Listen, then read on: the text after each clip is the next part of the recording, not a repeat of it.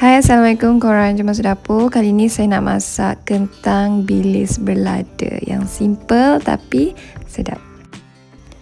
Okey, mula-mula kupas dulu beberapa biji kentang yang nak dimasak.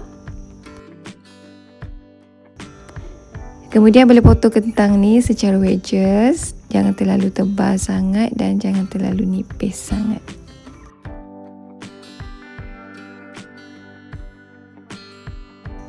Bila dah siap boleh cuci, lepas tu toskan sekejap.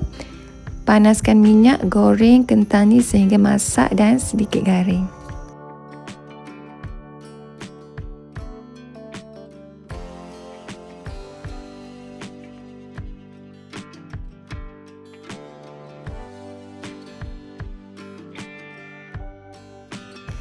Okey, nampak kentang ni dah masak dan nampak garing-garing sikit tu, bolehlah diangkat ke dalam pinggan.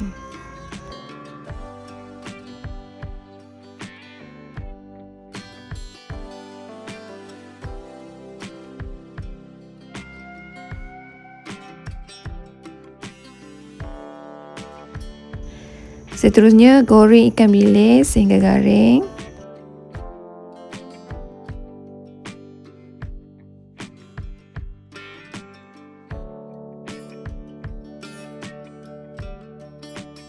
Bila dah siap, boleh angkat dan ketepikan dulu.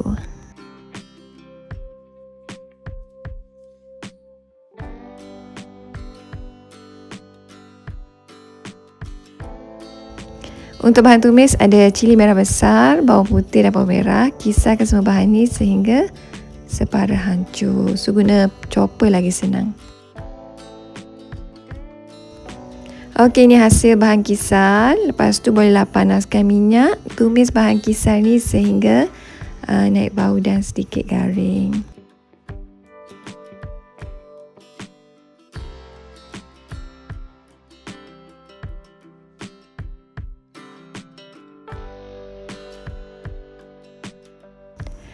Seterusnya boleh tambahkan perasa, garam, gula, ajinomoto secukupnya.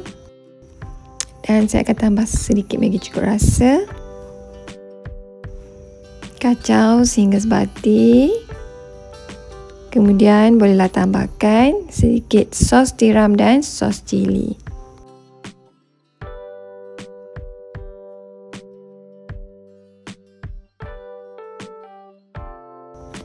Teruskan kacau sehingga sambal ni masak.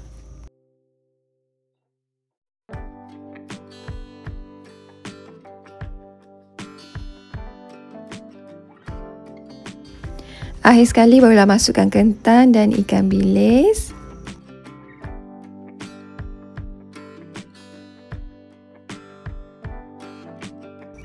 Lepas tu kacau biar rata sekejap, dah siap.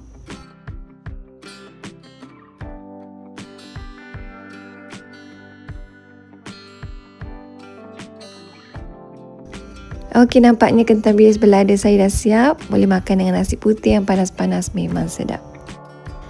Okeylah korang, itu saja perkongsian daripada saya untuk kali ini. Thank you korang for watching. Bye, jumpa lagi.